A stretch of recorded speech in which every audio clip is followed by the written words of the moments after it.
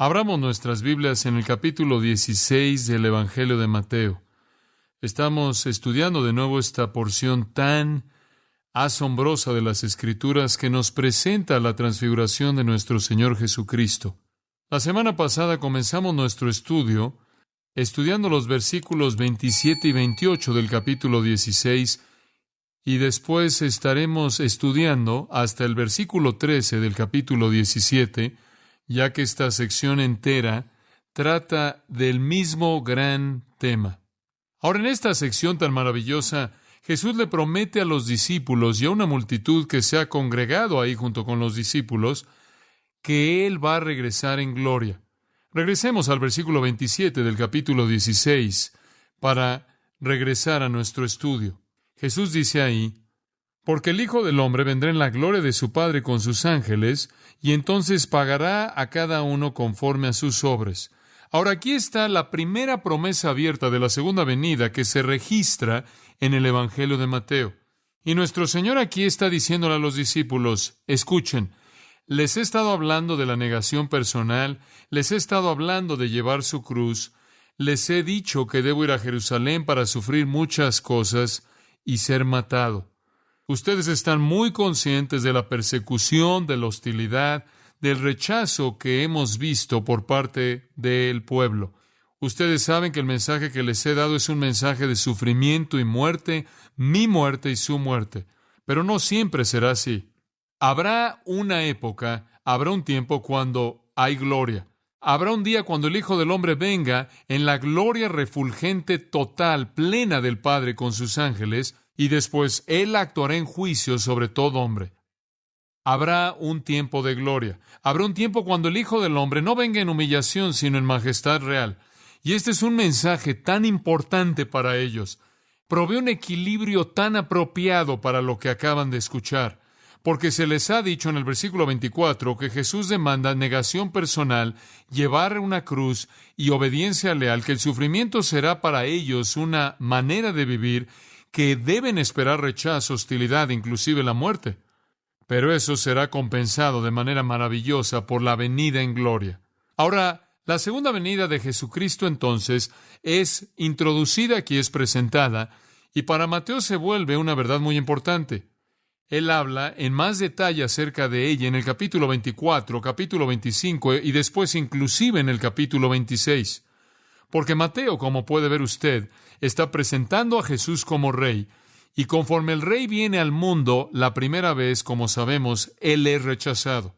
Y entonces el final de la historia debe ser cuando Él venga, y Él es reconocido de manera real y coronado, y entra a su reino, y acepta su trono y su cetro, y gobierna como Rey de reyes y Señor de señores, y entonces Él dice: vendrá, vendrá. De hecho, en el Antiguo Testamento probablemente hay 1500 y unas 25 profecías de la segunda venida. En el Nuevo Testamento, uno de cada 25 versículos, o 319 o 20 versículos, hablan acerca de la segunda venida de Jesucristo en gloria y poder y majestad para juzgar y reinar. Y entonces la Biblia es muy clara en esto. Y entonces cuando nuestro Señor dice esto en el versículo 27, no es en la oscuridad. No es solo un mensaje del Nuevo Testamento, también era uno del Antiguo Testamento. Y los discípulos habrían recordado que el Mesías sufriría primero y después será glorificado. Pero parece como si lo único que pueden ver es la gloria y lo único que pueden esperar es el reino y toda la maravilla y toda la majestad y el esplendor de eso, y no pueden aceptar lo que está pasando en el tiempo presente. No pueden enfrentar el sufrimiento, la muerte, el dolor, el rechazo. Y entonces el Señor les hace esta promesa.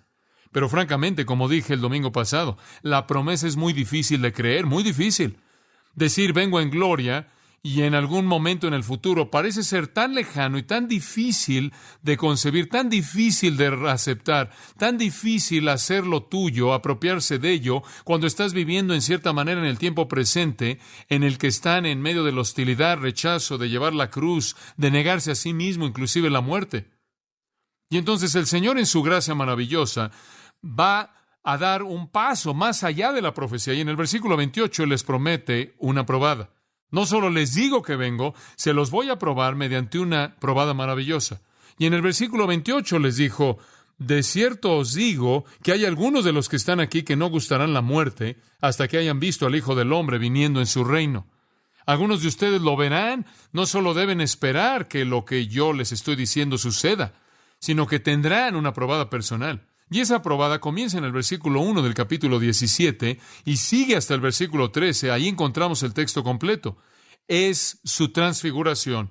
Y en ese suceso, Él les dio el retrato de su esplendor majestuoso, su gloria majestuosa, su majestad real. Entonces tiene usted en el versículo 28 la promesa de una probada. Y después en los versículos 1 en adelante, la probada misma.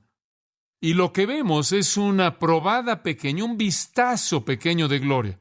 Ahora, me doy cuenta de que algunas personas tienen un problema. Les cuesta trabajo relacionar la transfiguración con la promesa del versículo 28. Permítame ver si puedo darle otro pasaje de las Escrituras que nos da lo mismo. Observe el segundo capítulo de Hechos. Ahora, en el segundo capítulo de Hechos, usted tiene el gran día de Pentecostés, cuando la iglesia nace de manera formal. Y en ese gran día usted recordará que la gente que había seguido a Jesucristo, 120 de ellos, están reunidos en un aposento alto y están en oración. Y en medio de ese tiempo de comunión y oración, el Espíritu de Dios vino sobre ellos, y Él vino, por así decirlo, con lenguas de fuego que reposaban sobre cada individuo. Recibieron el Espíritu Santo, fueron llenos del Espíritu Santo, comenzaron a hablar en idiomas que ellos no conocían en términos humanos. Y en esos idiomas habían palabras que hablaban de las maravillosas obras de Dios. Y entonces tiene usted la venida del Espíritu Santo. Tiene la manifestación de fuego descendiendo sobre los individuos. Tiene las señales y maravillas mediante el hablar en lenguas, idiomas que ellos no conocían. Y todo esto anunciaba la llegada del Espíritu de Dios, dando a luz a la iglesia. Ahora, la gente realmente no entendió qué era todo esto. En el versículo 12 dice que estaban perplejos y dijeron, ¿qué quiere decir esto? Y algunos decidieron que debían estar borrachos.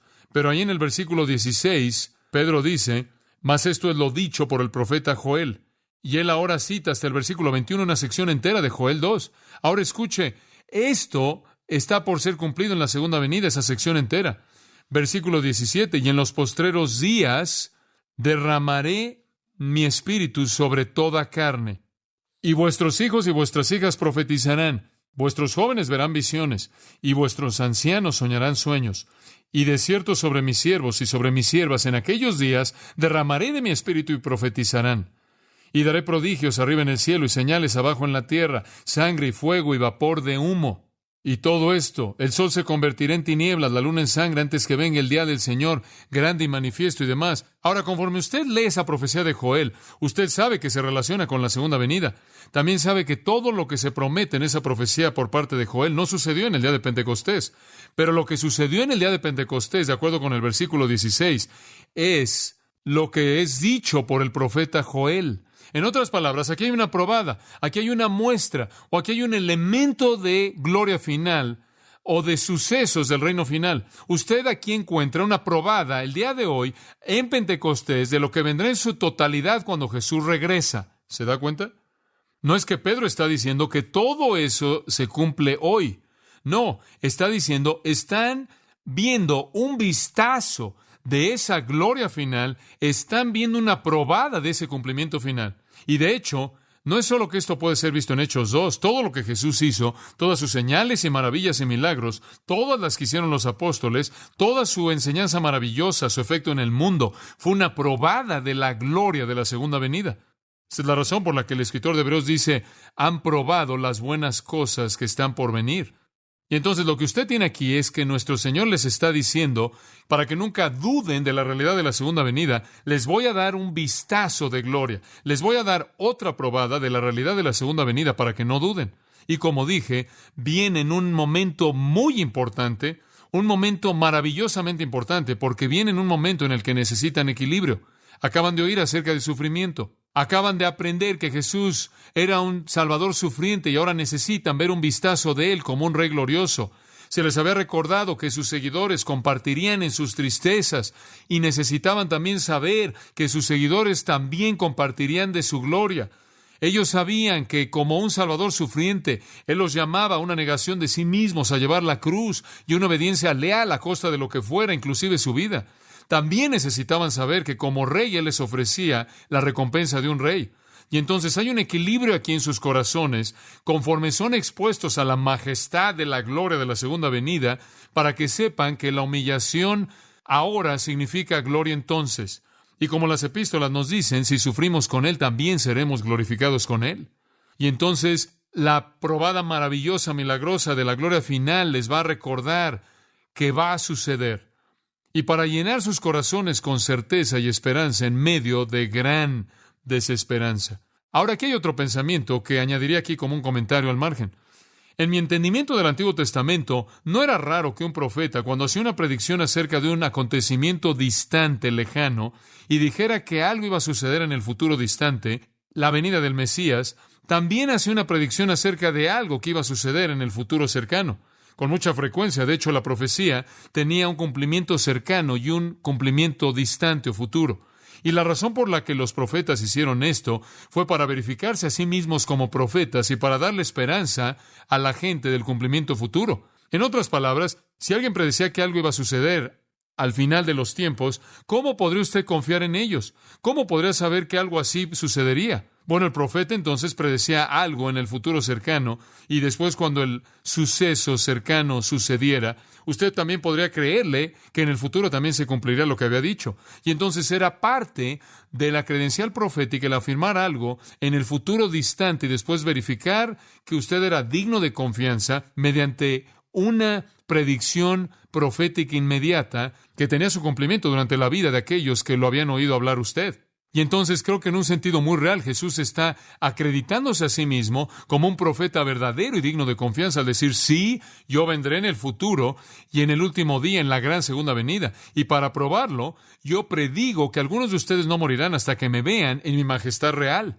Y cuando el suceso cercano sucedió, ellos sabían que él hablaba como un profeta digno de confianza y podían confiar en él también para el suceso futuro. Veamos la escena en el versículo 1. 6 días después, por cierto, Lucas dice 8 días, no, Lucas dice alrededor de 8 días, de tal manera que Mateo puede estar hablando con una exactitud absoluta. Lucas puede estar hablando en términos generales. Mateo solo puede estar hablando de los días en medio de la promesa y el cumplimiento, y Lucas puede estar incluyendo el día de la promesa, el día en el que la promesa fue dada y el día en el que fue cumplida, lo cual añadirían los 2 días para llegar a 8. Entonces no vemos ninguna contradicción aquí, simplemente su percepción. Entonces Mateo usa la cronología más exacta judía y dice, 6 días después, esto es, 6 días en medio de esto, Jesús tomó a Pedro, Jacobo y a Juan su hermano, y estos eran los discípulos más íntimos de nuestro Señor. Parecían estar con ellos en momentos de intimidad, eran los más cercanos a Él. Ellos, de acuerdo con Juan capítulo 1, fueron los primeros en estar a su lado junto con Andrés. Entonces son muy cercanos al Señor. Y Él los lleva y dice que los llevó aparte a un monte alto. Ahora Él los aleja. Ahora nos preguntamos en este punto, ¿por qué Jesús hace esto? ¿Por qué se lleva a Pedro, a Jacobo y a Juan? Permítame sugerirle algunas razones. En primer lugar, para que fueran testigos. Él necesitaba testigos para que vieran su gloria.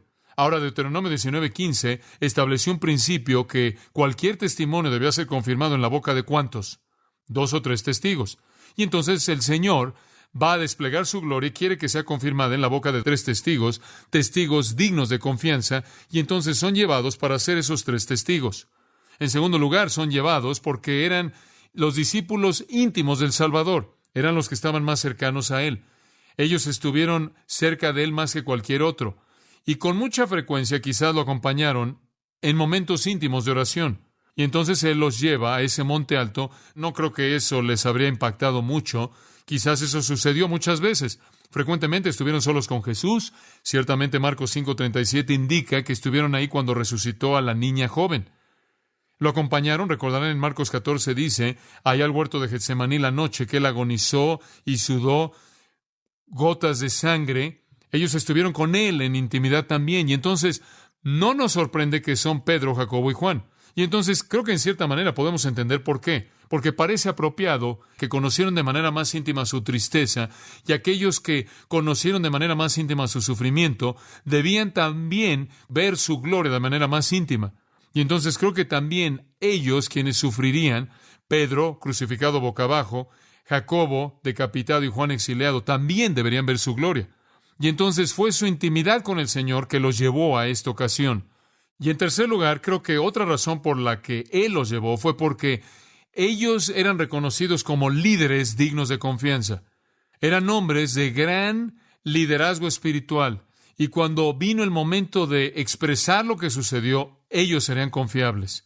Ellos serían los que gozarían de la mayor credibilidad. Ellos podrían convencer e influenciar al resto. Esas son las razones positivas por las que Él los llevó. Hay una razón negativa por la que Él solo llevó a 3. Si todos los discípulos hubieran visto esto, si todos los discípulos más la multitud que estaba congregada ahí en ese día en la parte de arriba de Galilea, si todos lo hubieran visto también, no habría manera alguna de prevenir el caos que se hubiera extendido por haber visto la gloria de Jesucristo desplegada. Usted se puede imaginar que esas personas habrían bajado corriendo ahí del monte y no podrían haberse contenido. Y ellos habrían propagado lo que habrían visto y de nuevo Jesús habría sido empujado para volverse el Mesías militar político que el pueblo quería que fuera. Y entonces, para que no hicieran eso, Él lo restringe solo a 3. 3 en los que puede confiar, 3 muy cercanos con los que goza intimidad, pero 3 que pueden confirmarlo como el Hijo de Dios. Ahora observe de nuevo el versículo 1. Dice que los llevó aparte a un monte alto. Ahora no sabemos qué monte fue, en algún lugar en la parte de arriba de Galilea, al sur de Cesarea, de Filipos. Habían estado ya por un tiempo ahí, descansando, enseñando, y ahora se están moviendo hacia Jerusalén conforme Cristo avanza hacia ese lugar, sabiendo que solo está a meses de su muerte. Y entonces, conforme están descendiendo de Cesarea de Filipos, camino a Jerusalén, a punto de entrar en Capernaum, en algún monte, en la parte de arriba de Galilea, en un lugar alto que no conocemos, se lleva a estos 3. Y es tiempo perfecto. Ellos necesitan esto tanto. Ahora, cuando ellos suben al monte, ¿qué creen lo que los discípulos están haciendo? Bueno, hicieron lo que normalmente hacían. Durmieron. Mateo no nos dice eso, pero Lucas nos lo dice en el relato paralelo. Lucas dice que estaban durmiendo. ¿Y Jesús estaba qué? Orando, ¿es correcto? Ellos fueron a ese monte alto y Jesús oraba y ellos dormían, y nos sorprende porque vemos esto de nuevo. De hecho, lo vemos más adelante, ¿no es cierto? Cuando el Señor está en el huerto de Getsemaní, derramando su corazón al Padre en esa oración agonizante. Y en ese momento mismo los discípulos también están dormidos. Y Jesús, de hecho, los reprendió diciendo, ¿no podéis haber velado conmigo por 1 hora? Pero si usted ve el Evangelio de Lucas, capítulo 22, versículo 45, hallará ahí que hay una razón por la que estaban dormidos. La Biblia dice que estaban dormidos por estar tristes. ¿Sabe lo que usted sucede cuando realmente se deprime? Usted quiere dormir. Mucha gente hace eso. De hecho, la gente que está deprimida quiere dormir para bien y por ello se quitan la vida. El dormir es una manera de escapar, ¿no es cierto? Algunas personas toman píldoras para dormir simplemente para que puedan escapar de ciertas cosas. Y quizás eso es lo que sucedió en Lucas 22. Estaban durmiendo porque era la única manera de enfrentar la tristeza y era simplemente desconectarse al quedarse dormidos. Quizás aquí es lo mismo también porque están viviendo muy cerca del anuncio del hecho de que todo mundo va a morir en esto. Y usted sabe, siempre ven lo peor de esto, como más adelante cuando Jesús se acerca a Jerusalén y Tomás dice, bueno, simplemente vamos a Jerusalén contigo y morir. Ya para cuando llegan al huerto en Lucas 22 para la oración ahí, han oído de su muerte una y otra y otra y otra vez, y la tristeza es grande, pero quizás aquí es casi igual de grande. Y quizás pudieron haber estado durmiendo porque era la única manera de enfrentar su depresión. Jesús estaba orando, ellos estaban durmiendo. Pero despertaron de su sueño y Jesús se levantó de su oración y algo totalmente increíble sucedió. Algo totalmente diferente de lo que jamás había sucedido en la historia del mundo, y vamos a tener el privilegio de verlo. En los sucesos que siguen del versículo 5 al 13, tenemos 5 grandes pruebas de que este es el Rey de Gloria. 5 grandes verificaciones de que este es el Mesías, el Cristo, el Hijo del Dios viviente. 5 grandes testimonios del hecho de que Jesús es el Rey prometido, a pesar de lo que se ve por fuera. Él es el Rey y ellos necesitan esta afirmación, así como nosotros. Veamos el primer elemento de ese testimonio. Lo llamo la transformación del Hijo. La transformación del Hijo.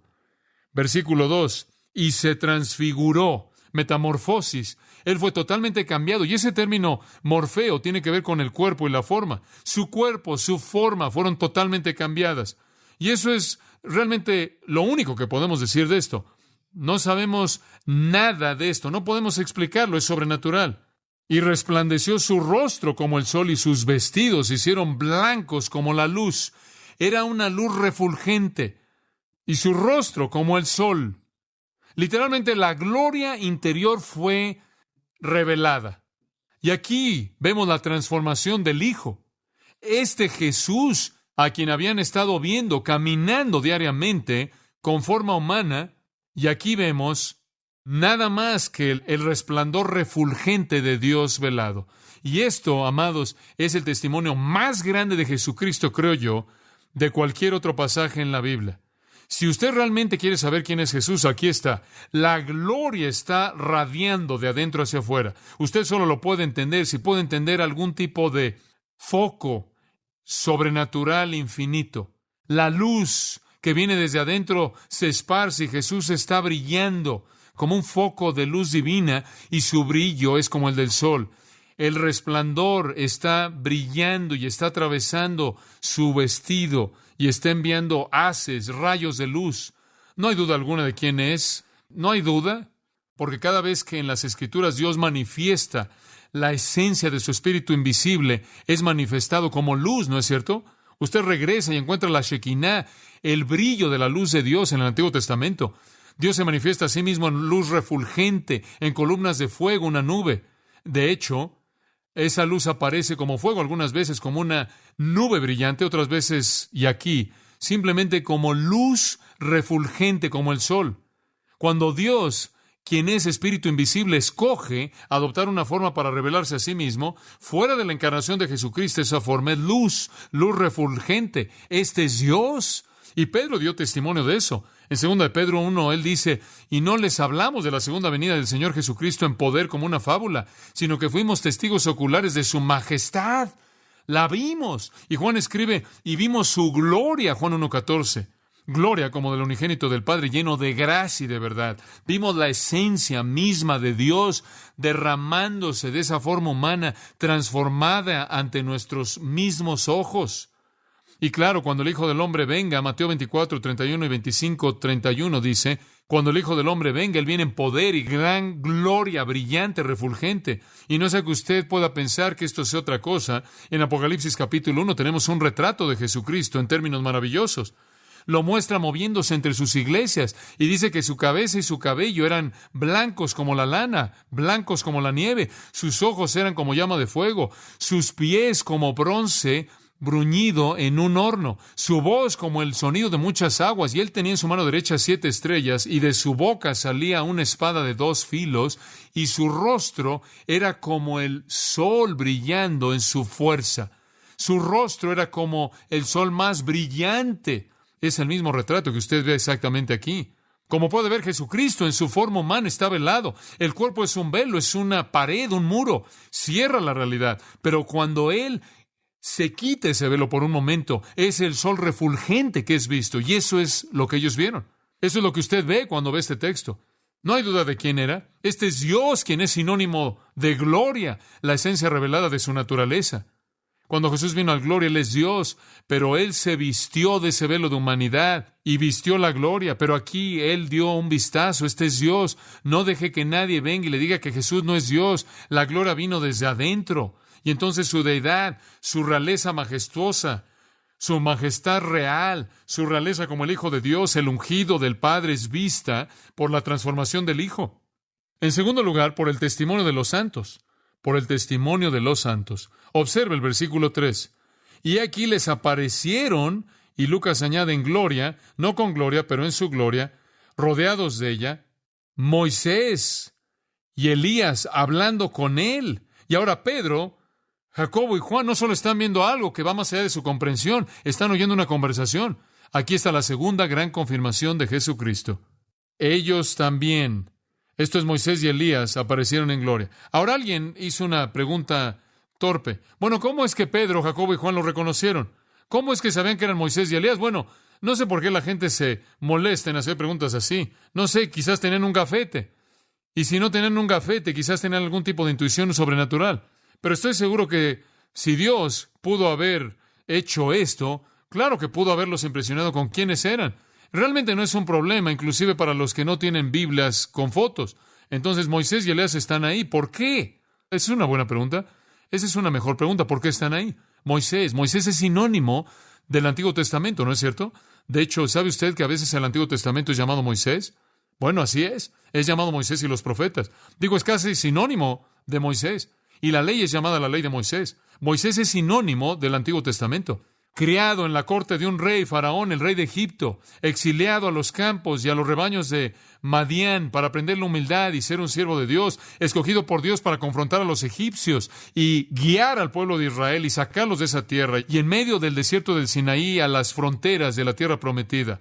Moisés, quizás el líder más grande de la humanidad que jamás vivió. Moisés, quien coordinó a 2 millones de personas en un viaje de 40 años en el desierto. Moisés, quien en un tiempo cuando Israel no tenía rey, fue su rey y autoridad. En un tiempo cuando no tenían profetas, fue su profeta al hablar en nombre de Dios. En un tiempo cuando no tenían sacerdote, fue su sacerdote quien los llevó a Dios. Moisés, rey, sacerdote, profeta. Moisés, líder entre líderes, líder sobre líderes, líder sin paralelo. Más allá de eso, Moisés fue el agente de la venida de los 10 mandamientos.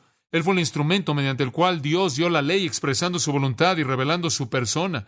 De hecho, como dije, el Antiguo Testamento es conocido como Moisés y los profetas. Moisés fue el hombre más grande de todos los hombres en la mente judía. ¿Quién podía estar al mismo nivel de Moisés? Solo uno. Elías. Él peleó contra la idolatría de la nación. Si Moisés dio la ley, Elías guardó la ley. El más grande guardián de la ley de Dios. El hombre era el celo personificado.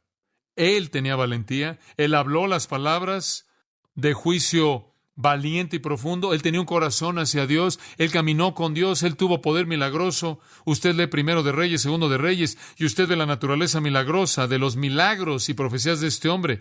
Él era el celo encarnado, su celo por Dios no tenía paralelo. Todo profeta debía ser como Elías. Elías representa a todos los profetas, él es considerado el más celoso y preeminente por encima de todos. Entonces Moisés dio la ley, su gran dador, Elías, su gran guardián. ¿Y qué representan? La ley y los profetas. ¿Y qué es la ley y los profetas? Es el Antiguo Testamento. ¿Y por qué están aquí? Están aquí como el Antiguo Testamento diciendo, este es de quien hablamos. Es la afirmación de la ley y los profetas. Una escena tremenda. Es la verificación del Antiguo Testamento. Es todo lo que Jesús dijo cuando dijo, he venido para cumplir la ley y los profetas. Han venido y se están reuniendo en torno a Él, de pie en su gloria, diciendo, sí, es Él. Es la afirmación. Ahora, no sé cómo Moisés y Elías llegaron ahí. No sé qué tipo de forma adoptaron. No me dice eso. Realmente no me interesa eso. Lo que me interesa es por qué estaban ahí. Y estaban ahí para que la gente pudiera ver que el Antiguo Testamento, de hecho, fue cumplido en esta persona Jesucristo. Él es el Rey. Necesitaban oír eso. Necesitaban ver eso. Y nosotros también. Hay algo más. Y creo que es maravilloso. Observe Lucas 9:31. Dice en Mateo que estaban hablando con Jesús, Moisés y Elías, y estaban en una conversación. Entonces, debieron haber estado en alguna forma física, o por lo menos físicamente perceptible. Pero en Lucas 9 nos dice de qué estaban hablando. ¿No es eso maravilloso? Simplemente leer Mateo lo dejaría a usted frustrado. Digo, estaban hablando, pero ¿de qué estaban hablando? Y usted va a Lucas 9 y dice, aquí en el versículo 30, hablaban con él 2 hombres, quienes eran Moisés y Elías, que aparecieron en la gloria del Señor, y estaban hablando de su partida que él llevaría a cabo en Jerusalén. ¿De qué estaban hablando? ¿Hablándole a Cristo de qué? De la muerte de Cristo. ¿Era eso importante? Oh, claro que lo era. La palabra, por cierto, ahí para muerte, puede tener ahí su deceso, puede tener ahí partida. Es la palabra griega éxodo. El fin significa. Estaban hablando de su resultado final. Estaban hablando de su coup de grâce. Estaban hablando del gran suceso al final. ¿Y cuál era ese gran suceso? La cruz, la partida, el éxodo. Es una palabra fuerte para muerte. Y entonces estaban hablando de la muerte de Cristo como un éxodo. Así como el éxodo bajo Moisés liberó al pueblo de la esclavitud de Egipto, así también el éxodo de la muerte de Cristo liberaría a su pueblo de la esclavitud al pecado. Es un uso hermoso de la palabra. ¿Es importante que hablaran de su muerte?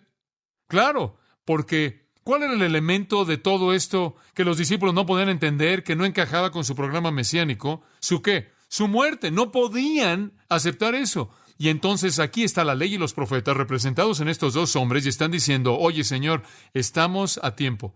Estamos hablando de tu resultado final cuando vayas a Jerusalén y mueras. Oh, qué conversación tan importante el oír esto. Y quizás esa es la razón por la que más adelante fue más fácil para ellos hablar del hecho de que Cristo necesitaba haber sufrido y haber entregado su vida, porque ese era el plan. Y esa es la razón por la que Pedro podía ponerse de pie en Pentecostés y decir que el Señor fue crucificado por el determinado consejo y anticipado conocimiento de Dios. Entonces, lo que está pasando aquí es un testimonio tremendo desde el Antiguo Testamento diciendo que este de hecho es el Rey y Él de hecho está a tiempo. Y la muerte es parte del plan a pesar de lo que algunas personas han tratado de hacer con la vida de Jesucristo. Él no murió como un patriota bien intencionado que se le metió a la cabeza esto. Él murió como aquel que fue ordenado para morir desde antes de la fundación del mundo, y su muerte era tanto parte del plan como lo era su segunda venida, y es tan importante que los discípulos sepan eso. Entonces ellos ven y oyen a los representantes del Antiguo Testamento afirmando a Cristo. ¿Ve usted por qué digo que este pasaje es tan importante para hablar de la deidad de Jesucristo? Es un pasaje tremendo, sin paralelo en todos los registros del Evangelio para hablar del testimonio de Jesucristo. Bueno, ¿qué hace usted cuando está en ese tipo de situación? Digo, simplemente usted sabe, Pedro, Jacobo y Juan, nunca han visto nada como esto. Ni siquiera puedo imaginar esto. Hay algunos pasajes, usted sabe, que simplemente son carne y huesos, y en cierta manera puede alimentarse de la carne que está ahí y hacerlos vivir y hacerlos ricos. Pero este es uno al cual usted ni siquiera puede entrar, ni siquiera puede acercarse. No es cuestión de mejorarlo, ni siquiera puede acercarse. No puedo reproducirlo, no puedo hacerlo para usted, no puedo dibujarlo, no puedo mostrarlo en una pantalla. Nada de lo que hacen, sino únicamente decirle que esto es lo que sucedió. Es imposible de reproducir. Y solo me puedo imaginar lo que hubiera hecho, pero Lucas dice que los discípulos estaban realmente asustados. Pero su temor estaba mezclado con un sentido de asombro. Y entonces tenían miedo por un lado, pero estaban emocionados por otro lado. Y en medio de eso, simplemente están ahí en una especie de estado de pánico, congelados. Y con mucha frecuencia en un estado de gran emoción, cuando usted realmente no sabe qué decir, simplemente abre su boca y cosas torpes salen. Y en cierta manera, esa era la vida de Pedro. Y esta fue otra de esas ocasiones. En medio de toda esta gloria y majestad y esplendor y maravilla, somos llevados de regreso a la realidad de lo torpes que somos. Entonces Pedro dijo, versículo 4, le dijo a Jesús. Entonces usted todavía podía discernir que Jesús estaba ahí, claro, en alguna forma transfigurada, y quizás la forma en la que lo veremos en la gloria, en donde es reconocible en forma, sin embargo, glorioso. Él dice, Señor, bueno es para nosotros que estemos aquí. Si quieres, hagamos aquí 3 enramadas. De hecho, él hasta se ofreció como voluntario, de acuerdo con Lucas, para hacerlas por sí solo. Más bien, de acuerdo con Marcos, para hacerlas por sí solo. Una para ti, otra para Moisés y otra para Elías. Es tan torpe, ¿cómo coloca la gloria en una tienda, verdad? Simplemente, usted no sabe por qué dice cosas así, pero él lo dice, y es maravilloso que lo dice, tan confortante para el resto de nosotros. Por cierto, la frase que él usa aquí, él dice, Señor, bueno es excelente. Realmente lo es excelente. Es lo mejor que jamás me ha pasado, dice él. He pescado muchos peces en mi día, pero esto es lo mejor que jamás me ha sucedido. Nunca he tenido una experiencia como esta, y esto, Señor, como puedes ver, ahora te estás acercando a aquello de lo que hemos estado hablando, Señor. Esto es lo que queremos. Ahora no sabemos cuál era su motivo, realmente no sabemos las cosas que están pasando por su mente aquí, pero realmente le gustó lo que estaba experimentando, y la ambivalencia de su emoción y su terror hizo la sugerencia. Uno de los otros escritores de los Evangelios dice que él hizo esto porque él no tenía idea de lo que estaba diciendo. ¿No es eso bueno? Él no sabía lo que estaba diciendo, entonces él simplemente dijo lo que salió de su boca. Pero es útil aquí como un contraste con lo que está sucediendo. Y después en el versículo 5 tiene usted una respuesta muy interesante. Mientras él aún hablaba, Una nube de luz los cubrió. Y he aquí una voz desde la nube que decía: Este es mi Hijo amado, en quien tengo complacencia. A él oíd. Lo cual se puede interpretar como decirle a Pedro que, cállate, este no es el momento para sugerencias torpes. Ahora esto es interesante. ¿Qué había de malo con lo que Pedro dijo? ¿Estuvo mal? O su corazón no estaba mal, no creo. Pero había algo necio en esto. Y creo que fue lo siguiente. Él no entendió dos cosas. Una, él no entendió que esto solo era una probada y que él tenía que regresar al valle y atravesar por todo el sufrimiento y las dificultades y llevar la cruz y la negación personal y todas las cosas, y el Mesías todavía tenía que sufrir y morir. Y en segundo lugar, no entendió que no puedes colocar a Jesús, Moisés y Elías al mismo nivel. Como puedes ver, Lucas dice que cuando Pedro dijo esto, Moisés y Elías estaban alejando. Moisés y Elías vinieron de una manera muy temporal, y su propósito fue para reconocer a su sucesor divino, el que cumplió la ley y los profetas. Ese fue su propósito. Y después dejarlo solo en la gloria de supremacía sin desafíos y desvanecerse de tal manera que el objeto de la adoración del alma de los discípulos y la adoración del Padre no era ningún otro que el Señor Jesucristo en gloria. Y capturar a los tres y colocarlos en cajas no era el punto. Que esos dos se fueran y dejaran al que pertenece y debía quedarse, y ese es solo Jesús. Pedro ni siquiera sabía de qué estaba hablando. No podían quedarse porque tenía que venir el sufrimiento y tenía que estar la supremacía única, sin desafíos, del Señor Jesucristo transformado. Lo volveremos a ver de esta manera. Es correcto cuando Él venga en la gloria, ¿no es cierto? Entonces, simplemente les tengo que decir que están en el mismo lugar que los otros 9 discípulos estuvieron, lo cual no es nada malo. Vio la probada y va a tener que esperar la realidad hasta la segunda venida. Entonces, el testimonio de la realeza y la majestad real de Jesucristo viene de la transformación del Hijo y el testimonio de los santos. Y después, en tercer lugar, únicamente voy a presentar este punto: el terror del Padre. De regreso al versículo 5, el terror del Padre. Mientras él aún hablaba, mientras que Pedro estaba balbuceando, usted sabe, y hablando, él ni siquiera recibe una respuesta directa. Una nube de luz los cubrió. Ahora, ¿quién es este? Alguien más está llegando. Comenzando en Éxodo capítulo 13, versículo 21, puede tomar su Biblia en algún momento y simplemente puede comenzar a buscar nubes blancas. Y donde quiera que usted vea una, adivine quién está ahí. Dios está ahí.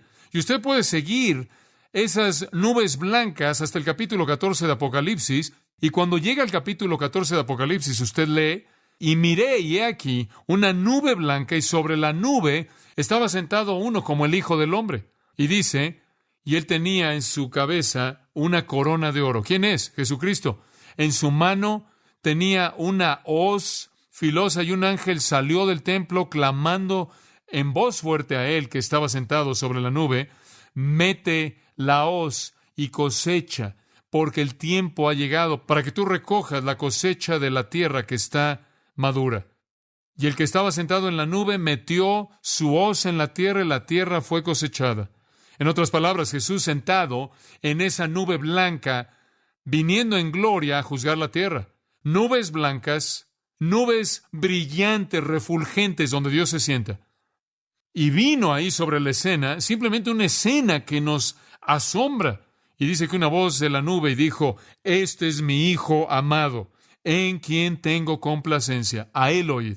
Y ahora estamos cara a cara con la presencia terrible, asombrosa del Dios Todopoderoso. Y el versículo 6. Al oír esto, los discípulos se postraron sobre sus rostros y tuvieron gran temor, totalmente traumatizados. Dios estaba ahí. Hombre, esta es una escena única. Y Dios estaba ahí para decir, además del testimonio del Antiguo Testamento, además del testimonio del Hijo transformado, está el testimonio del Padre. Este es ¿qué? Mi Hijo amado. Oh, qué testimonio. ¿Tiene alguna pregunta de quién es Jesucristo? Espero que no. Está aquí. Nuestra respuesta debe ser como la respuesta de Pedro, Jacobo y Juan. Nosotros, en un punto, estamos emocionados, más allá de las palabras. Es bueno estar en su presencia. Es lo mejor que jamás me sucedió estar en su presencia. Pero también tengo mucho miedo. Amados, esa es una tensión divina que debe existir en la vida de todo cristiano. Que por un lado es bueno caminar con Dios, y por otro lado es aterrador. Es bueno porque Él está ahí en misericordia y gracia. Es aterrador porque Él está ahí en santidad y juicio. Y conforme caminamos en obediencia, a Él oíd, conforme caminamos en obediencia, conocemos la excelencia de su presencia. Cuando caminamos en desobediencia, experimentamos el terror de su presencia. Bueno, ¿qué sucedió? Eso es para la próxima semana. Padre, te damos tantas gracias por el hecho de que nos has dado una verdadera palabra acerca de Cristo. Señor, no entendemos todas estas cosas. No podemos regresar a casi 2000 años de tiempo y estar en ese lugar para percibir lo que ellos percibieron, los que estuvieron ahí. Danos ojos de entendimiento y que por lo menos entendamos esto, que Jesús es Dios, velado en carne humana, que Jesús es aquel de quien el Antiguo Testamento y el Nuevo Testamento hablan, como el cumplidor de la ley y los profetas, que Jesús es el amado del Padre, quien está cumpliendo el plan divino que agrada al Padre, y quien debe ser oído y obedecido por toda alma. Padre, oramos porque entendamos el peso de esta Escritura. Qué aterrador habría sido estar de pie en ese monte con Pedro, Jacobo y Juan. Pero qué aterrador por igual es el saber que esa misma gloria está dentro de nosotros, porque Cristo está dentro de nosotros y Cristo está en nosotros. Es gloria. Y aunque esté velado en nosotros, que sepamos que el mismo Dios que fue transfigurado ese día en el monte mora en nosotros, y que nosotros estemos tan sorprendidos y conozcamos esa misma tensión ambivalente que ellos conocieron, que por un lado es tan excelente y por otro lado es tan aterrador.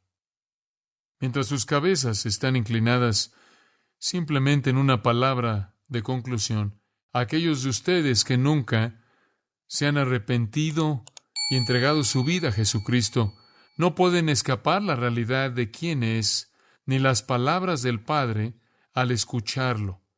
Y lo que dice es que vengan en pos de Él, se niegue a sí mismo usted, tome su cruz y lo siga. Sea obediente a su palabra.